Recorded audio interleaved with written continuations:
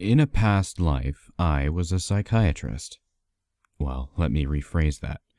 Before my life fell to pieces, I was a psychiatrist, and a damn good one, too.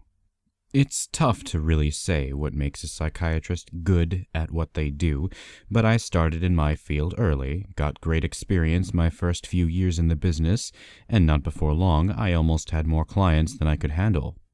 I'm not saying someone would walk into my office suicidal and do a complete 180 in one day, but my clients trusted me, and I felt that I genuinely helped them. So I came very highly recommended, and my rate was admittedly steep. That being said, I was used to a higher tier of patient. I'm not sure how the Jennings family found me, but I assume they were pointed in my direction from their previous psychiatrist, as is sometimes the case. Someone walks through your door that you're incapable of helping for whatever reason, so you make some recommendations. One day I got a call from Mrs. Gloria Jennings, a very wealthy real estate owner who wanted me to work with her son, Andrew. Apparently, Andrew had just about worn out every psychiatrist in the state, and I was essentially their last option. Andrew was your typical drug abuser, his poison of choice being heroin, and as anyone in my field can tell you, these people are just a headache to deal with. If they're not clean and scatterbrained, they're high and not making any sense. I wouldn't have taken him as a patient, but Mrs. Jennings offered me almost double my usual rate, so I couldn't say no. It was the worst decision I have ever made. I met Andrew early on a Monday morning. From experience, it's easier to catch these types before they've had a chance to use. Best case scenario, they don't even show up and you get a free hour. But Andrew was 15 minutes early. He certainly looked like a heroin addict. Dark bags under his green eyes, hair disheveled, a scraggly beard growing on his face. He looked to be in his early 20s. He was tall and inexplicably thin and wore baggy, plain clothes that only accentuated his sharp figure. I welcomed him into my office and offered him a seat. He sat down and began rubbing his hands together and exploring my office with his eyes darting rapidly. For my own privacy, I will refer to myself as Dr. A. So, Andrew, I began, I'm Dr. A. Why don't you tell me a little bit about yourself? For the first time, he made eye contact. He hesitated for a moment and then spoke. Look, this is about the 8th or 9th time I've started from scratch, so I'm just going to cut to the chase. My mom probably told you I was a drug user. And I am. I use heroin and cocaine if I can get my hands on it. I opened my mouth to ask if he ever uses both at the same time, to explain the danger of the combination, but he beat me to it. No, I always do them separately. I'm not an idiot, he said. I don't think you're an idiot, I lied. I've seen a lot of users in my day, trust me. Andrew hadn't stopped staring at me. I shifted uncomfortably in my seat and asked the next obvious question. Why do you use? Well, on the nights I don't want to go to sleep, I use the cocaine, and on the nights I don't want to dream, I use the heroin. As he said this, he dropped his gaze to the floor, still rubbing his hands. I'm sorry, the nights you don't want to sleep, you use cocaine? I asked just to make sure he said it right. That's correct, Doctor, he said, still not looking at the ground. And why don't you want to sleep, Andrew? Because I don't want to see Ubloo, he answered, shifting his gaze back up at me and registering my reaction to that word. I'm sorry, who's Ubloo? I asked curiously. Andrew sighed. Ubloo is a monster I see in my dreams sometimes, who controls them. And how does this Ubloo control your dreams, Andrew? Well, I don't know if its name is actually Ubloo or if that's what it's fucking called, but that's all it ever says. And I know he controls them because the shit that happens in my dreams when he's there, no one would ever dream of, he said to me, his hands finally unclasped and balled into fists at his sides. This was starting to get interesting, and I decided to go just a little deeper down the rabbit hole and ask the gnawing question. And what sort of things have you dreamed of? Look, I'm not crazy. It's not like I just go on these huge benders and dream of this fucked up thing.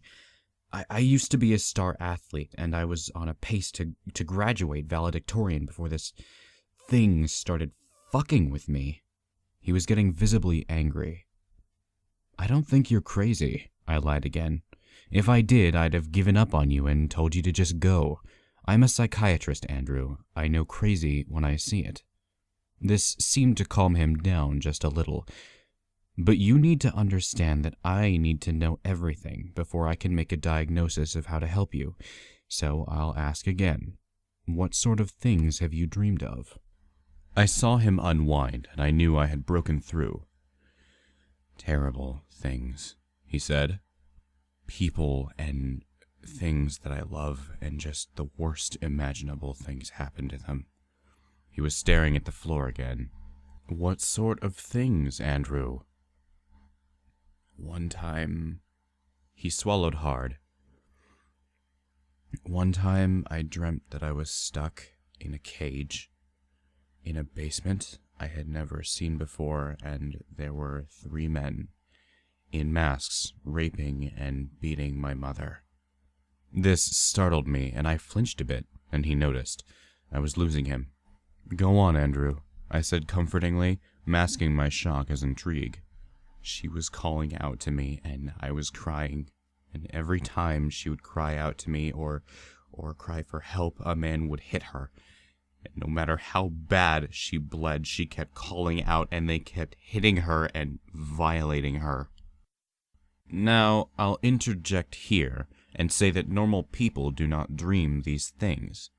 Dreams like these are rare, even among the most severe of psychopaths. And now I was starting to understand how Andrew had gone through so many psychiatrists in just a few years. Either he was a time bomb of the most criminal psychopath in history, or he had a new sleep disorder not yet seen in my field. The pros of diagnosing a new disorder were hugely outweighed by the cons of fostering a kid who could potentially make Ted Bundy look like a purse snatcher. I was shaken up, but I managed to keep it together. In these situations, it's important not to get lost in the details and just nail down all your facts first. How do you know that Ubloo was behind this dream? I asked him. Because at the end of the dream, I always hear him make that terrible noise. Ubloo. He mimicked, high-pitched, like the sound a small animal would make. And you always hear this noise? That's how you know he controlled your dream? I always hear him, but sometimes I see him too. But only for a second, and then I wake up.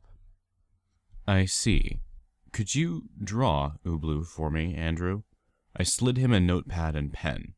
He looked confused at first, probably because I was, to him, believing every word, but he grabbed the pad of paper and began scribbling. I looked down at my watch. 20 minutes had passed, not bad. And then out the window at the sky, which was a clear shade of blue. I heard the pen hit the table and the notepad slide back over to me. I looked down at the pad and choked my leaping heart back down into my chest. The thing had a long, dangling snout, almost like an elephant's trunk with a tongue poking out. Its face was devoid of features, aside from 2 large, upright, oval eyes that were completely black. It had 6 limbs and a long, slender torso. It was hunched down, the back and middle knees were just a little above its body. It could obviously make itself very tall if need be. The feet were circular, with 6 appendages sticking out in all directions, all equidistant from the others. The front 2 legs were considerably longer, and had just 2 extremely long fingers on each hand, both at the top of its hand and in the same direction. It was eerie to look at. It had no clearly dangerous features, no claws or teeth, but I still couldn't help but feel a chill on my spine when I examined it. I snapped out of my state and looked back up at Andrew, who was staring at me and waiting apprehensively. I think I had my diagnosis. Well, Andrew, I think I know what's going on. He didn't look at all relieved. Oh, he said monotonously. Yes. I think what's going on here is that you've been lucid dreaming. Yeah, I thought that too, he interrupted. I sat there, shocked. You think I had some traumatic nightmare of this thing, and now whenever I lucid dream, I subconsciously insert it into my mind, which triggers a traumatic scenario to play out before me. Rarely in my 10 years of practice have I been speechless, and I sat there, mouth agape. Andrew stared at me, and I watched him smirk. I told you, Dr. A, I'm not an idiot.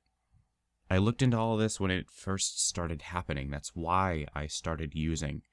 I learned that opioids can suppress lucid dreaming, and in the beginning they did. But eventually he kept worming his way in, and the more I used, the harder he fought to keep coming back. So I tried the cocaine to keep me awake, but I found that made things worse. I stayed up too long, and I started experiencing micro-sleep. I didn't know if I was awake or dreaming, and he must have learned this. You see, when it first started, I could tell faintly that it was a dream. They all had this haziness effect on my comprehension, but when I would microsleep, the dreams were incredibly vivid. He learned, Dr. A. He learned that I was more afraid of the microsleep dreams, and he somehow made every dream just as clear since. I honestly didn't know what to say. Either Andrew was completely and utterly crazy, or so intelligent he was incubating his own insanity. I asked the only question I had left. When did you first dream of Ubloo? It was right after my father died, he said, gaze shifting back to the floor. He killed himself, put a bullet in his head when I was 17. The night after the funeral, I dreamt that I was standing over his grave, looking down at the grass. It was normal for a bit, but then I heard him. I heard him screaming from in the ground, screaming for help, asking me to dig him out, but I couldn't move. I was frozen. I stood there and listened to him banging on his coffin lid so hard the ground was pulsing, and I heard him screaming in fear, but I couldn't move. And then I heard it. Ubloo, and I woke up. I sat there, staring at him for a long time. While his dismissal of lucid dreaming being a possibility is impressive, it's not uncommon for children to link a traumatic effect to something imaginary to better comprehend what's happening. I was starting to gain some traction back. When was the first time you saw Ubloo? He hesitated for half a second, but then he began talking. One time I dreamt of my dog, Buster. I was standing behind this great big fence, and I was just a kid, so I couldn't climb it. Buster was on the other side of a busy freeway, just sitting there looking at me, and I knew. Somehow I knew he was gonna try to cross and come see me, and I knew he wouldn't make it. He ran into the freeway and got hit by a car instantly. I screamed and cried, but the car didn't stop. It just kept going. Buster was lying there, broken and bleeding. I saw him try to get up, and he tried to crawl forward, and another car came speeding by and hit him again. It kept happening. I kept watching him get hit and torn to shreds by these cars, and they just never stopped. That was the first time I saw him. I heard him right there in my ear. Ubloo, and I turned, and his face was an inch from mine, his huge black eyes staring right at me, and then I woke up. He was shaking now, and I could tell he was close to breaking down. I had to stop pushing him. All right, Andrew, I think this is a good place to stop today. I stood up and walked over to my desk and got a prescription pad. Andrew sat there and blinked at me. You're gonna give me something to stop it? For now, I'm giving you something to suppress your dreaming. Until I can diagnose where these dreams have been coming from, it's important that you get a good night of sleep, help you clear your thoughts. I'm helping you help me help you. Get it? He blinked again. Yes, I get it. Thank you. They have drugs to suppress dreaming? Well, technically, no. There's a new drug called cyproheptadine that is used in treatment of hay fever, but one of the side effects is a suppression of dreaming, nightmares specifically, especially those induced by post-traumatic stress disorder. I kept writing the prescription in silence, and I could feel Andrew's eyes on me.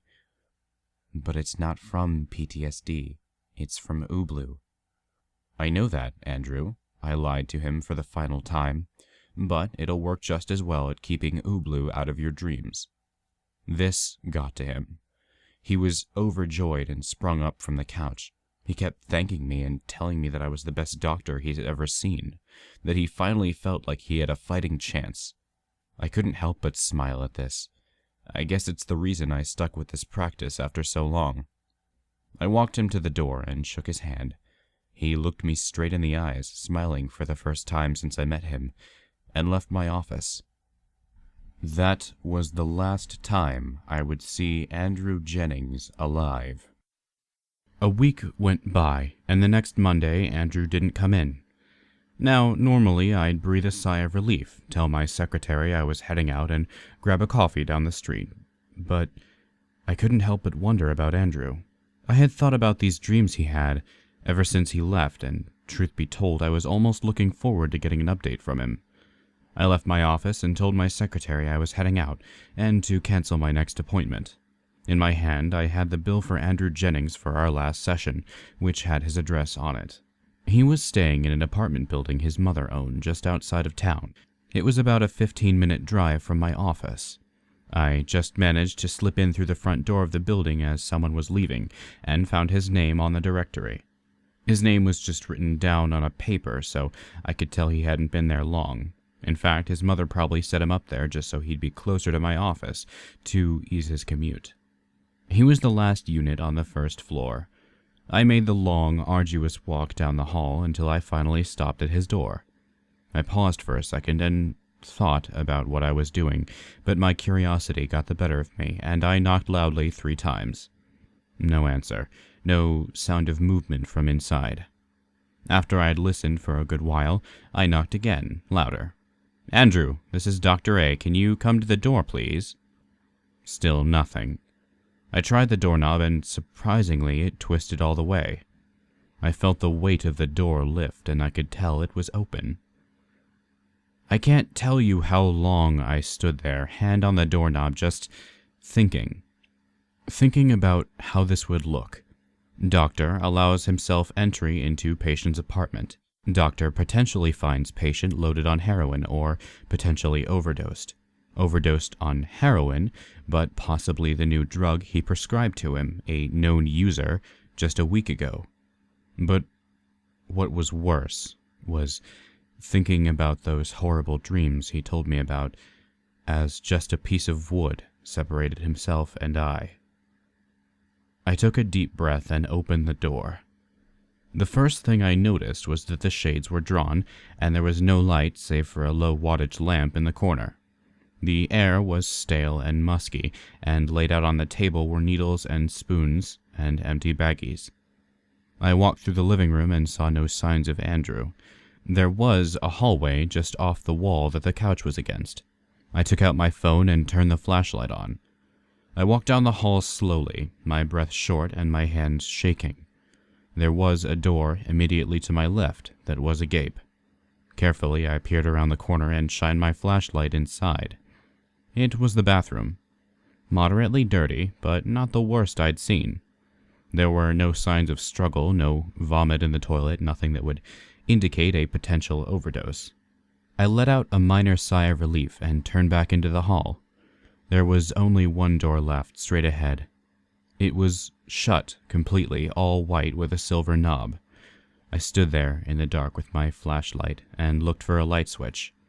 These apartments were old. The switch must be in Andrew's room behind his door. Realizing it wasn't getting any easier and swallowing my nerves, I began to creep forward toward the door. Every step felt like a mile. My feet felt clumsy and my legs heavy. By the time I reached the door, it felt like an hour had passed. I sat there and just stared into the bare white door, raised my hand, and lightly rapped my knuckles against the wood. "Andrew," I asked as I knocked, the door creaking and gently swaying inward. Through the crack I could make out the faint outline of a person, and pushed the door open fully. Andrew was on the ground, propped up and sitting in the corner. His skin pale and white, his bright green eyes staring wide at the door that I had just come through. I stood there and stared at him in complete shock. It was the first time I'd ever seen a dead body outside of a casket. It just looked so void and lifeless. I noticed blood on the carpet and that his fingernails were split and bleeding, pried back from his finger in some places. I somehow managed to find the light switch and flick it on, and that's when I saw it. "The end is the beginning." It was carved deeply into the wood next to him. I stared at it just long enough to see what it said when the smell hit me. The most foul thing I had ever smelled, and in that moment it all set in, and I felt more nauseous than I ever have in my life. I sprinted out into the hallway and vomited immediately. I stood there, bent over, vomiting, when an elderly woman a few doors down opened her door and gasped when she saw me. "Call 911!" I yelled to her, vomiting again. I heard the door slam shut, and I tried to make my way down the hallway to the lobby, stopping every 20 or so feet to gag. When the emergency responders came, they pronounced him dead at the scene. They must have been used to this sort of thing because they didn't seem too fazed by it. I gave a statement to the police and told them that he was a patient of mine and that I was just checking in. They didn't seem too suspicious and told me that if they needed anything else, they would call. I left my business card with them and walked back to my car. As I started to pull out, another car came screeching into the parking lot, and I saw a woman get out. It was Mrs. Jennings. She was bawling and screaming, and a few officers had to restrain her. "That's my baby! Please, God, no!" she yelled as she tried to fight through the policemen. I watched as much as I could bear and drove out of the parking lot. I called my secretary and told her to cancel all my meetings for the day. I stopped at the liquor store to pick up a bottle of whiskey and drove myself home. I sat there and drank in silence for a long time. Eventually, I turned the ball game on and ordered some food, but when it came, I couldn't bring myself to eat. By the time I'd finished the bottle, it was getting late. I stood up and stumbled down the hall to my bedroom, kicked off my shoes, and fell face first into my mattress. I laid there, thinking about Andrew, about his pale, lifeless body propped up in the corner, staring at me with those big, green eyes. About his last message, "The end is the beginning," echoing through my brain, trying to find a rhyme or reason to it. My thoughts were growing slower and my eyelids growing heavy. "The end is the beginning," playing over and over in my head. I felt myself just listing off to sleep when I heard it. From nowhere and everywhere all at once.